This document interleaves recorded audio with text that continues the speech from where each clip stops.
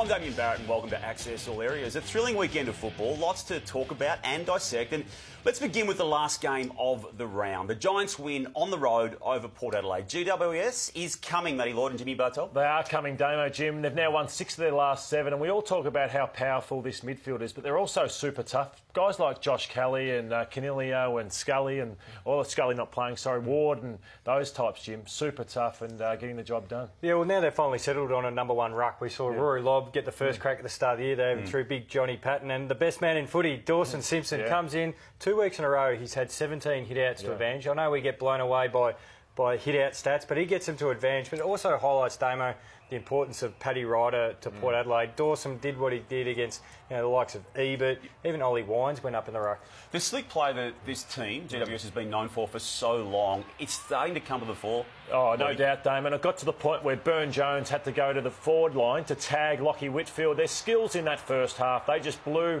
Port Adelaide off the park and gave them a match lead, really, which they couldn't discover. But this is what they got back to. Leon Cameron called them a dour side earlier in the year. And they now got back to this tsunami team that we know they can be. They lost 4 games in a row between rounds 7 and 10. We now know that they've won 6 of their past 7 games. The only loss amongst those 7 games recently is against West Coast. They're sitting nicely in the 8th. They've now got St Kilda and Carlton to come in 2 weeks' time. They're just about assured now of a finals berth, aren't they? Yeah, and you had Cameron back into that side, another big forward who's so mobile and agile. But they've got that continuity back in their side. You mentioned all those names, Lloydie. Now they're all starting to play together. They've had half a dozen games. Tim Taranto, Jacob Hopper, they're all starting to find their feet. You mentioned the skill set of the Giants. It was in real contrast to what Port Adelaide did yesterday. And you referred to the early parts of this game when it was set up, and this is what the power was doing incorrectly. Yeah, they just had a bad fortnight. To lose to the Fremantle Dockers, unforgivable, and then they come up against a good side like this, and they're really shown up for their foot skills. As Jim said, they were smashed in the midfield, so they become reactive. But still, after half-time, I thought they was 31 inside 50 to 17. So they had enough of the ball, but I just thought they blazed away to Dixon too much and also just didn't use the ball as well as they could have and panicked a little bit. Howard, got caught out a few times, and guys like Toby Green will make you pay. OK, Saturday night down at the Cattery, Jimmy, a fantastic game of footy. We now know won by Geelong after the siren. They managed to get the ball into the hands of the players who use it well in these dying seconds of the game, guys. Yeah, spot on. They kept calm. Although 8 goals in the last quarter, you wonder where that was Geelong all night, Lloydie. But they just threw all caution to the wind. As we see this final play unfold here, obviously great hands from Little Gazza, the little master. Yeah, no doubt. And Tom Stewart, what a player he's become at Geelong. And we'll really dive into this one, how Menzel got that space there later on. But just what about this for a kick? You see 2 players charging through the tomahawk who'd already kicked 7, working extremely hard.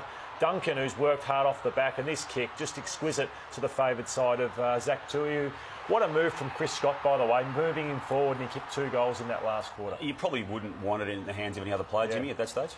Zach Tuiu or Mitch Duncan or the Hawk. The Hawk had some sort of birthday, the big fella, on his 30th, kicking 7 and 4 in the last quarter. OK, that's what everyone saw on Saturday night. That's what everyone's analysed at this point. Let's now go forensically behind the scenes. AFL.com.au, exclusive down-the-ground vision. Jimmy, Matty, take us through how this game was won. Yeah, I'll kick it off. Dan Menzel, far right. I think it's Jordan Lewis in the middle. You need your starting point a lot closer. You can still take the corridor, but be closer, because as we see, as the play unfolds to the right there of so that's as crucial as anything we're about to see. Yeah, because then you don't get the release mark. So you can at least be close enough to defend, because as the play's coming across the screen, as we see Gaz's handball, you've already given him too much of a leg rope, and also too many Melbourne players left of the stoppage. That's Hawkins and Selwood. Selwood in the middle and Duncan on the right of screen. You can see it unfold now, Lloydie. A great point by Jim on Lewis. That's too loose. If he's up on Menzel, that could be fisted out of bounds. As we roll the play on, players charging through the corridor, they're not expecting this Menzel kick, but Hawk and Selwood have to be pressed up on high. Duncan continues to run.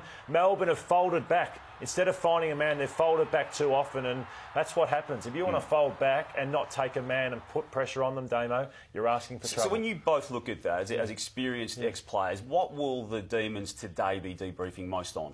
I reckon they'd be showing that exact same footage and breaking down where players need to be. You can take the best position, but you don't need to be so far off. So, you be a little bit closer, but as soon as your man doesn't get involved in the play, that's when you can start peeling off. And also, you've just got to spread so hard away from the stoppage.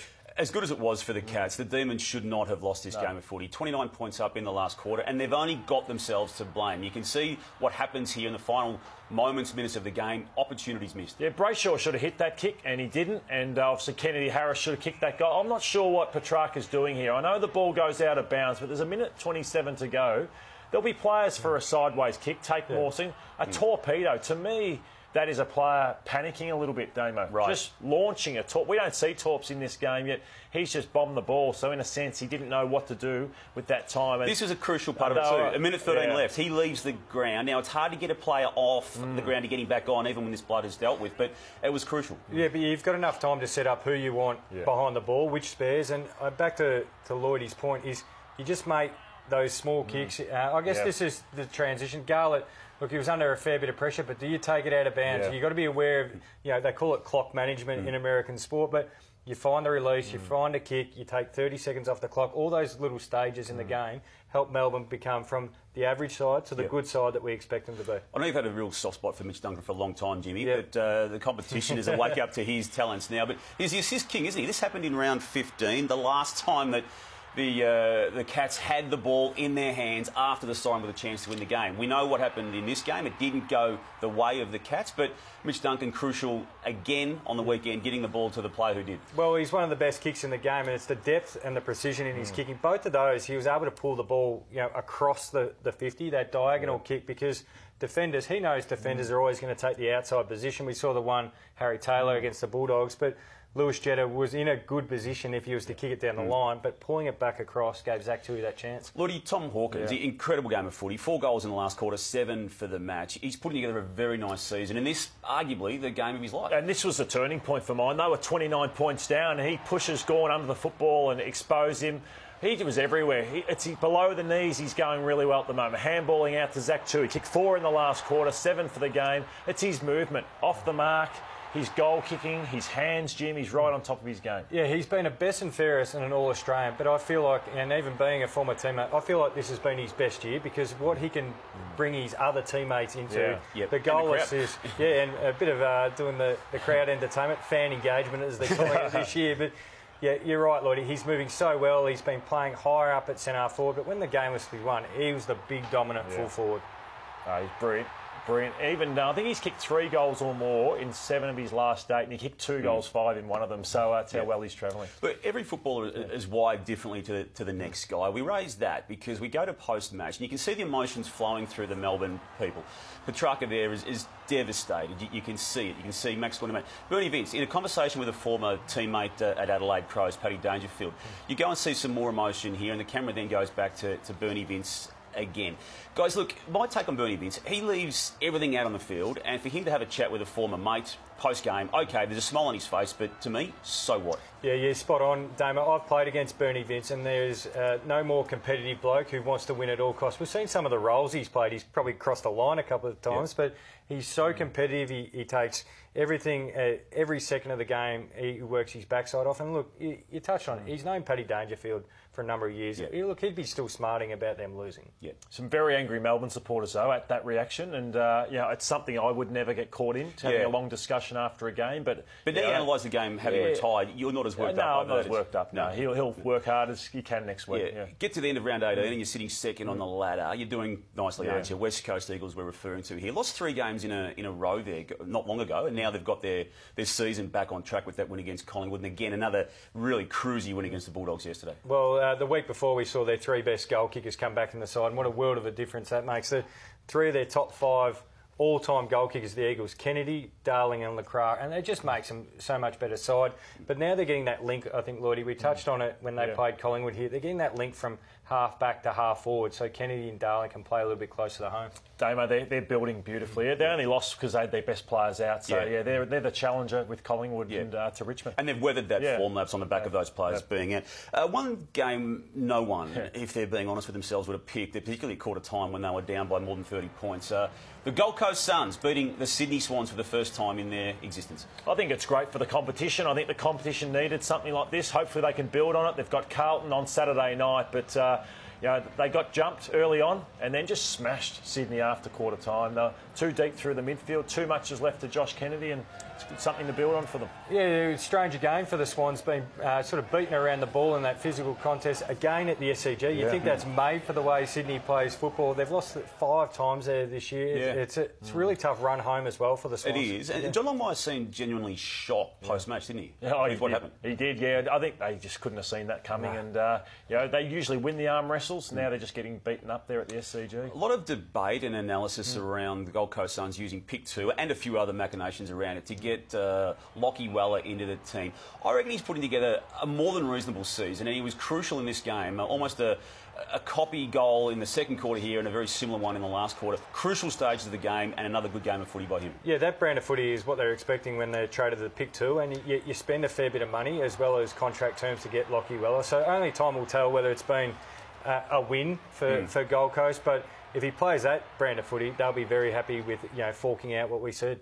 We're getting 90,000 at the MCG on Saturday, Collingwood versus Richmond. Yeah, I think we should, both in such good form. Hopefully the weather's good and we should get 90,000 people. And they're just matching everything up, aren't they, Collingwood? Even with Treloar out and Dunn out. Their tackling and their ferocity against North Melbourne at the MCG on the weekend just gone was almost competition benchmark for 2018. Yeah, well, they were able to do both parts of the game. The inside, this tackling, ferocious pressure. And I know they say they're not Richmond, but this is where Richmond won a premiership, and there's a lot like it. Is just keep coming at the ball carrier. They were just relentless around the ball, but then they also dominated the uncontested possession. So once they won it, they used really smart ball use to take it down the ground and pick apart the Kangaroos' defence. I think the real challenge will be, I think their pressure will be fine. It's just how their skill level stands up to Richmond's pressure. I think that's the big question. Right, well, how's this skill level stand up when you're bouncing a footy at the MCG? You're choosing to use your non-preferred hand, so to speak, on this occasion, also dealing with a pigeon, Jimmy. Scott Pendlebury, the smooth mover, opposite hand, one-handed, off a pigeon's head, and then delivers it inside 50. He might be a good player, that Scott Pendlebury. And we believe the pigeon is amongst those 4. The Blues, we talk about them just about every Monday on this show, don't we? And all for the wrong reasons. 50 games now, straight games, without reaching a 100-point scoreline. Oh, it's bad. It's really poor. And their last 3 weeks, 65-point loss to Brisbane, 64 to St Kilda, and now 72 to Hawthorn. They averaged 36 inside 50s a game, which is extremely low. 35 yesterday, so it just sums up where they're at the moment. Look, they've been unwatchable, and if you're a Blue supporter, you won't want to watch this next sequence of events here. This happened early in the game against Hawthorn yesterday, and they're just a couple of things that elite, A-grade, AFL-listed players should not be doing. That's Marchbank starting this sequence that is pretty ugly to watch. Yeah, you need the music behind this one, don't you? The funniest home videos. Unfortunately for Carlton fans, they're not finding this very funny at all. It's just basic skill errors. There's nothing Brendan Bolton and the coaching can do, or people talk about their list strategy. That's just skill areas from players who should be doing better. He almost missed his boot here, when, and then as we recovered, he then put it. Jimmy, you like to scan the archives here from the weekend, and you've got in early again today, and you just got to start a little bit here with Daniel Rioli and Callum Moore. Well, I was going to ask Matty Lloyd in his great partnership with Scotty Lucas. Did you two used to practice this sort of stuff in training with your goal kicking? Oh no, haven't times changed. We were just thinking, we were trying to get the ball off each other to try and score goals, not working on our handshakes. Tom Papley's also attracted your interest, Jimmy? Yeah, he gets a bit of love here from Lonigan from the Gold Coast. Hey, mate, can I borrow a bit of the gripper? Yeah, sure. Just don't take it all. As he looks down, geez, it's nice. It's a real brotherhood, the AFL, isn't it? Looking after each other. But unfortunately, on the next one, you get love from the opposition. You can't get any love from your teammates. As we watch Jack Billings in the warm-up, some players get very nervous. They do, don't they? And clearly Jack Billings has here, and you might just want to look away if you don't like seeing stuff like this. But what happens next? Oh, jeez. And Jakey Carlisle is a different cat, and just took the funny side out of it. That's the funniest thing he's ever seen. Hey, Lotto, Jimmy, thank you. And thanks once again for joining us on Access All Areas. Have a good week, and we'll see you next Monday. Goodbye.